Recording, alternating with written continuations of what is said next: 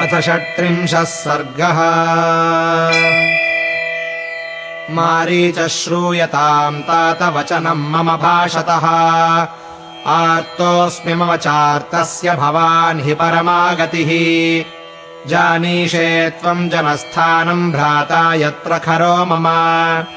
दूषणश्च महाबाहुः स्वसा शूर्पणखा च मे। त्रिशिराश्च महाबाहू राक्षसः पिशिताशनः। अन्ये च बहवः शूरा लब्धलक्षा निशाचराः।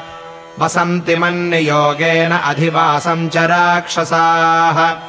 बाधमाना महारण्ये मुनीन् ये धर्मचारिणः।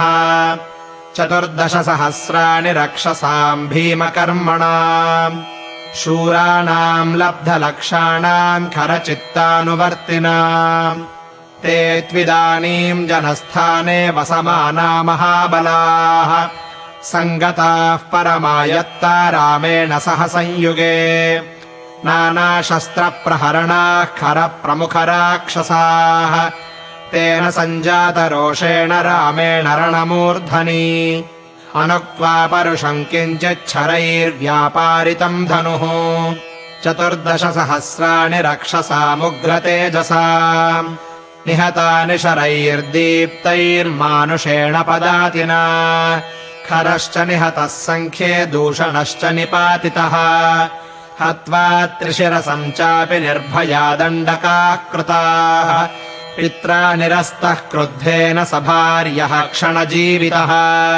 सहन्ता तस्य सैन्यस्य रामः क्षत्रियपांसनः।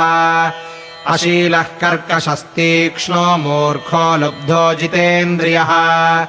त्यक्तधर्मात्वधर्मात्मा भूतानामहिते रतः। येन वैरम् विनारण्ये सत्त्वमास्थाय केवलम्। कर्णनासापहारेण भगिनी मे विरूपिता। अस्य भार्याम् जनस्थानात् सीताम् सुरसुतोपमाम्। आनयिष्यामि विक्रम्य सहायस्तत्र मे भव। त्वया ह्यहम् सहायेन पार्श्वस्थेन महाबल।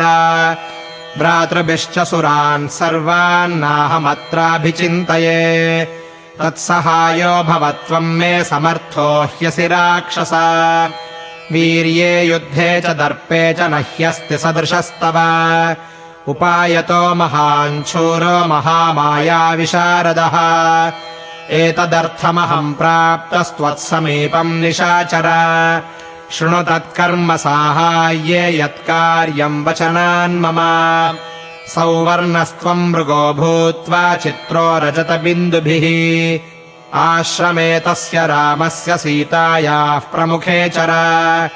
त्वाम् तु निःसंशयम् सीता दृष्ट्वा तु मृगरूपिणम्। गृह्यतामिति भर्तारम् लक्ष्मणम् चाभिधास्यति। ततस्तयोरपाये तु शून्ये सीताम् यथा सुखम्। निराबाधो हरिष्यामि राहुश्चन्द्रप्रभामिव। ततः पश्चात् सुखम् रामे भार्याहरणकर्षिते। विश्रब्धम् प्रहरिष्यामि कृतार्थेनान्तरात्मना।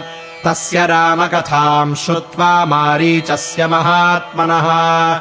शुष्कम् समभवद्वक्त्रम् परित्रस्तो बभूव च। ओष्ठौ परिलिहञ्छुष्कौ नेत्रैरनिमिषैरिव। मृतभूत इवार्तस्तु रावणम् समुदैक्षत।